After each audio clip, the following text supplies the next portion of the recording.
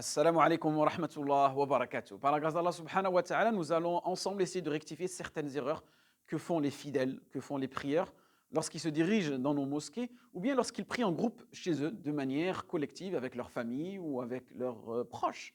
Donc, une erreur qu'on retrouve énormément, c'est lorsque l'imam, il est par exemple en cette position-là, il va faire son takbir. Il va dire Allahu Akbar. Vous allez avoir des fidèles derrière qui vont devancer l'imam dans le takbir. Si tu fais cela, sache, barakallahu fik, que ta prière, elle est invalide. Pourquoi? Parce que l'imam ne doit pas être devancé. L'imam doit être pris comme guide. Parfait? Et c'est pour cela qu'on conseille aussi à certains imams, et c'est de cette façon-là que nous reconnaissons si un imam il est faqih, c'est que lorsqu'il fait son takbir, takbirat al-ihram, l'ouverture, le takbir d'ouverture, il doit le faire, on va dire, pas très rapidement, mais on va dire d'une façon que il n'induit pas les gens qui sont derrière lui en erreur. De cette façon-là, il fait Allahu Akbar. Parfait? Et non pas Allahu Akbar. Dans ce cas-là, certains fidèles peuvent le devancer. Première erreur. Parfait? Seconde erreur que font aussi les fidèles, c'est qu'ils répètent le takbir derrière l'imam à voix haute. Tu répètes ce takbir-là, mais à voix basse, barakallahu fik. Imaginons, vous êtes dans une mosquée, vous avez 200 personnes. Allahu Akbar, 200 personnes qui disent Allahu Akbar en même temps. D'accord? Donc, une autre erreur aussi que font les fidèles, c'est que toutes les évocations de la prière, takbirat al-ihram, takbirat al-intiqal, sami Allahu liman hamida, rabbana wa lakal hamd, tout cela, ils font cela à voix haute, derrière l'imam. Sache, prends cette règle-là, barakallahu fik, que la seule chose qu'il t'est permis, autorisé, recommandé de dire à voix haute durant ta prière lorsque tu es derrière l'imam, c'est seulement Amin. Si l'imam a dit Wala dallin, tu dis Amin. Et dans un autre avis, on attend que l'imam dise Amin pour dire Amin. D'accord? Donc il y a deux avis. Mais c'est la seule chose que tu dis à voix basse, barakallahu fik, pour pas touchawish ala nas. Une autre erreur aussi que nous retrouvons, c'est que vous avez certains fidèles qui prient, ou plutôt qui récitent le Coran derrière l'imam à voix haute. Et ça, pour être honnête avec vous, ça dérange l'imam. C'est pour ça qu'il y a même certains imams, qu'est-ce qu'ils font? Ils récitent des sourates comme surat al-Ma'ida, qui récitent surat al-An'am. Ils vont chercher des passages dans le Coran que personne ne connaît, pour ne pas être dérangé dans la prière. Parce que lorsque tu récites avec les sourates Adiya, il y a des personnes, des sourates, on va dire, courantes, il y a des personnes derrière toi qui vont réciter. On dit, je sais pas, ils sont en compétition avec l'imam, ou ils veulent prouver aux gens qu'eux aussi connaissent le Coran. Non. Et vous avez aussi certaines personnes, elles ont, on va dire, des réflexes. Elles parlent à voix haute durant la prière. Elles font tout à voix haute. Non. Barakallahu fik, sache que lorsque tu es dans la mosquée, c'est pas la même chose lorsque tu pries chez toi tout seul. Il faut vraiment faire cette distinction-là. Le fait qu'aujourd'hui, tu es dans une mosquée et tu n'es pas chez toi tout seul. Parfait. Ensuite, Surat al-Fatiha. Souvent, cette question, elle revient. Est-ce que je récite Surat al-Fatiha derrière l'imam ou pas? Sache, barakallahu fik, que l'imam prend cette responsabilité pour toi. Donc, dans les prières qui se font à voix haute, par exemple, la première raka'a de Salat al-Isha, l'imam, il va réciter la Fatiha à voix haute. Toi, écoute, c'est suffisant pour toi. Et Allah subhanahu wa ta'ala nous dit dans le Coran, dans le Coran, il nous dit وَإِذَا قُرِئَ الْقُرْآنَ فَاسْتَمِعُوا لَهُ وَأَنصِتُوا لَعَلَّكُمْ تُرْحَمُونَ. C'est-à-dire, si le Coran il est récité, écoutez-le attentivement. Parfait? Et en écoutant attentivement, Inch'Allah, cette miséricorde descendra sur vous. Après, il y en a qui vont dire oui, mais si tu ne récites pas Surat al-Fatiha, ta prière n'est pas valide. Ça, c'est un avis majoritaire qui est dans l'école de l'imam Shafi'i, que l'imam Bukhari a pris. Mais dans l'école de l'imam Malik, dans l'école de l'imam Ahmed, c'est que si l'imam récite à voix haute, tu écoutes, c'est suffisant. En revanche, si il récite dans la troisième et quatrième raka'a, par exemple, de Salat Isha à voix basse, toi, tu peux réciter à voix basse, mais sans importuner les gens qui sont à côté de toi. Barakallahu fik. Une erreur aussi courante de la part des fidèles, c'est qu'ils cherchent à devancer l'imam dans les inclinaisons, dans les soujouds, dans les ruku's. Et ça, si tu devances l'imam dans l'un de ces gestes, ta prière, certains savants ont dit qu'elle est invalide. Et c'est pour cela, parmi les hikam, parmi les sagesses que doit utiliser l'imam, c'est avant d'avoir prononcé le takbir, il a déjà commencé à se déplacer dans sa prière. Je vous explique. Par exemple, on va faire le takbir. Là, je suis ici, d'accord? Je suis l'imam. Quand est-ce que je vais dire Allahu Akbar? Si je dis Allahu Akbar et je descends à ce moment-là, qu'est-ce qui se passe? le fidèle risque de me devancer. Parfait. Alors que si je dis Allahu Akbar, une fois que je suis arrivé dans mon ruku', donc je suis là, et là je fais Allahu Akbar. Vous voyez? À ce moment-là, étant donné que j'ai prononcé le takbir légèrement retardé, mais les personnes qui sont derrière moi, une fois qu'elles vont entendre le takbir, elles vont se déplacer. Vous avez vu la légère nuance? Donc ça aussi, barakallahu fikoum, c'est une chose à prendre en considération. Une autre erreur aussi que font énormément les prieurs, c'est qu'ils laissent des espaces entre eux. Et cela, le prophète sallallahu alayhi wa sallam nous a menacé. Il nous a dit, si vous laissez de l'espace entre vous, cela suscitera une aversion entre vous. Et c'est pour cette raison qu'à la base, on va dire wadifatul imam, la fonction de l'imam, c'est de s'assurer que les rangs sont bien alignés. Et que si aujourd'hui, nous, on a mis à peu près, on va dire, ces genres de tapis avec des traits, ainsi de suite, c'est tout simplement qu'il y a eu un certain takassul, c'est un certain fainéantisme de l'imam. Omar ibn Khattab, radiyallahu anhu, il s'assurait que chacun de ses soufouf était droit, était uniforme. Et c'est pour cela que le prieur, qu'est-ce qu'il doit faire? C'est qu'il doit s'assurer, lorsqu'il est à côté de la personne avec qui il prie, c'est ne pas à rechercher à mettre le bout de ses pieds collé au bout des pieds de son voisin. Non, il essaye de mettre son talon d'Achille, d'accord? Son talon d'Achille pour que son épaule, elle aussi, soit collée aux prières. Parfait? Ça, c'est dans le début, c'est-à-dire au début de la prière. Ensuite, si à travers la deuxième, troisième raka'a, il y a des espaces qui sont créés, khalas, Allah musta'an. On ne va pas dire que ce n'est pas une obligation, parce que ça va être difficile pour les prieurs de se tenir tout au long de la prière de cette façon-là.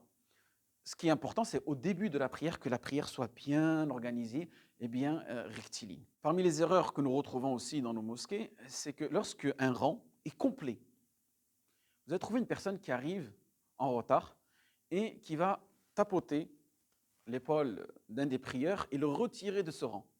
Sache que cela est en contradiction avec la sunna du prophète sallallahu alayhi wa sallam. Pourquoi? Parce que ce rang est un magnifique rang, il est complet et toi tu viens on va dire, le déranger. Et tu viens déranger les gens qui sont dans cette prière-là.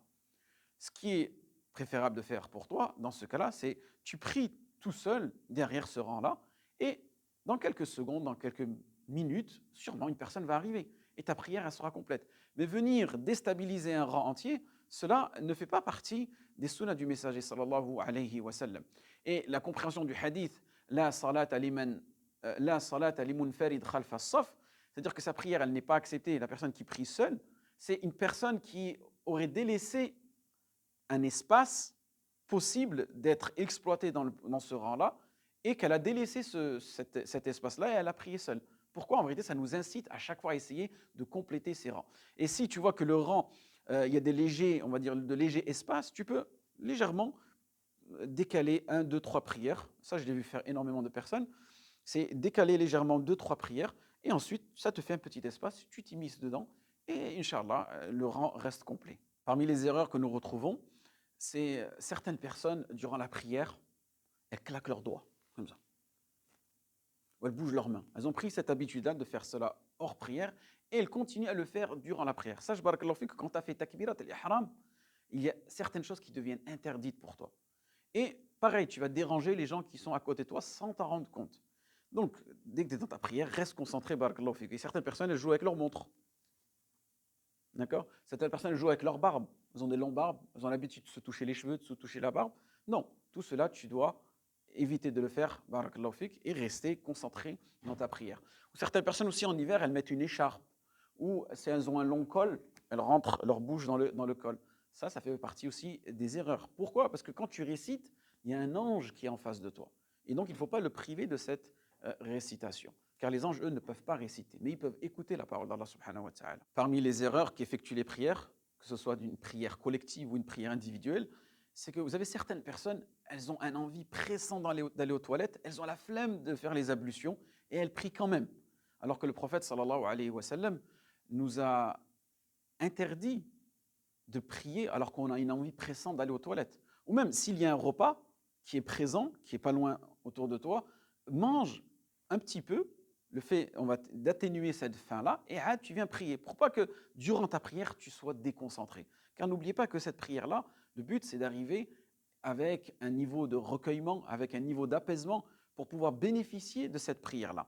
Et sache qu'aussi, lorsque tu viens prier dans les mosquées d'Allah subhanahu wa ta'ala, il faut que ta concentration elle soit que pour Allah subhanahu wa ta'ala et que tu ne sois pas préoccupé par les choses mondaines. Et c'est pour cela qu'une fois, une personne est venue voir Abu Hanifa, elle lui a demandé, Ya Abu Hanifa, j'ai perdu ceci et je ne sais pas comment le retrouver et ça me perturbe. Vous savez qu'est-ce qu'il lui a conseillé Abu Hanifa? Il lui a dit, va prier. Et la personne, à peine elle est partie prier Allah, à peine qu'elle a fait Allahu Akbar, elle s'est souvenue de l'endroit où est-ce qu'elle avait laissé cet objet-là. Pour vous dire que Shaitan, il est toujours autour de nous pour pouvoir essayer de nous distraire de notre prière. Énormément de personnes, on les entend durant le recours qui font des invocations. Le recours, tu dis juste Subhana Rabbil Azim, d'accord? Ou Subbuh, Quddus. Tu n'as pas à faire d'invocation. L'endroit, le meilleur endroit pour faire des invocations, il y a deux endroits durant la prière. C'est lorsque tu es, on va dire, ici, dans cette position, tu vas être en prosternation. Là, tu vas être à l'endroit le plus proche d'Allah subhanahu wa ta'ala. Là, tu invoques Allah subhanahu wa ta'ala. Si tu ne maîtrises pas les invocations en arabe, tu peux les faire en français, mais il est préférable que tu les apprennes en arabe. Et aussi, au moment où tu vas faire ton tashahhud, juste avant le taslim final, là aussi, c'est un endroit durant lequel Allah subhanahu wa ta'ala exauce tes invocations. Donc ne rate pas cet endroit-là. Parfait. Une erreur qu'on retrouve chez les musallin, les prières, c'est que à peine toi tu es là, tu as fait ton taslim, assalamu alaykum wa sallam, assalamu alaykum wa sallam. Il y a des personnes, direct, juste après, 3-4 secondes après, assalamu alaykum, comment vas-tu, ça va, tu vas bien, tranquille, assalamu alaykum, ça va, tu vas bien, tranquille. Non, là c'est un endroit de recueillement. On vient juste de finir notre prière, on ne doit pas tout de suite changer d'état. On doit faire un minimum de dhikr, Subhana Rabbil Azim, Subhana Rabbil, Allahu Akbar, Alhamdulillah, La ilaha illallah, Qiraat Ayat Kursi, toutes les invocations qui ont été rapportées par le messager sallallahu alayhi wa sallam. Parfait. Et aussi, une erreur que font certains musallin, c'est lorsque l'imam, donc l'imam il est ici, d'accord? Une fois qu'il a fini la prière, t'attends que l'imam se retourne vers toi, d'accord? T'attends que l'imam se retourne vers toi, tu quittes l'assemblée. Pourquoi? Parce que c'est une forme de respect, c'est une forme de adab. On attend que l'imam a fini la prière et qu'il s'est retourné vers nous, on se lève. Une petite hikmah, une petite sagesse que peut utiliser l'imam, c'est que, admettons qu'il soit en recours, l'imam, dans cette position-là, et qu'il entend quelqu'un qui vient juste de rentrer dans la prière, il peut prolonger légèrement son recours pour permettre aux prieurs de rejoindre la prière et ne pas perdre cette raka'a. Parfait. En revanche, il y a une erreur que fait le prieur, lui, c'est qu'il veut absolument rejoindre cette raka'a, donc il se précipite, il rentre comme ça dans la prière. Non, tu dois être sûr d'être bien droit, la posture bien droite, faire ton takbir alors que tu es debout et ensuite rejoindre la raka'a. Parfait. Il y a certaines personnes, ils utilisent un hadith dans lequel le messager sallallahu alayhi wa sallam a réprimandé un sahabi, étant donné qu'il était rentré en retard et il a vu les gens dans le recours, il a fait son recours avant et il a rejoint le musallin. Ce que nous disent les savants, c'est dans ce cas-là, c'est que ce sahabi a fait ce geste-là, mais le prophète sallallahu alayhi wa sallam ne l'a pas approuvé. Donc, c'est-à-dire qu'on n'a pas à faire ce geste-là. Parfait, on doit rentrer quand on est en position debout. Certaines prières aussi, ils me font rire, c'est que pour, on va dire, sensibiliser l'imam et lui dire que imam, j'arrive dans la prière, attends-moi, dès qu'il ouvre la porte de la mosquée, parfois lorsque les mosquées sont grandes, il bouge les clés comme ça, d'accord? Pour que l'imam l'attende dans le recours. Et ça, subhanallah, ça ne fait pas partie de la politesse. Pourquoi? Parce que tu vas déranger aussi les gens de la prière. Khalas, cette raka'a, tu ne l'as pas rattrapée, tu n'as pas pu la rejoindre. Qadar Allah ma shafa'al, c'est à toi de venir à l'heure. Si tu es amené à prier à l'extrémité d'un rang, ne te repose pas sur le mur de cette façon-là. Et surtout quand on prie tarawih, peut-être que c'est fatigant pour toi, mais ne fais pas cette position-là. Tu sais pourquoi? Parce que le fait de se tenir debout, Allah subhanahu wa ta'ala, qumu lillahi qanitin, la posture debout est un pilier dans la prière.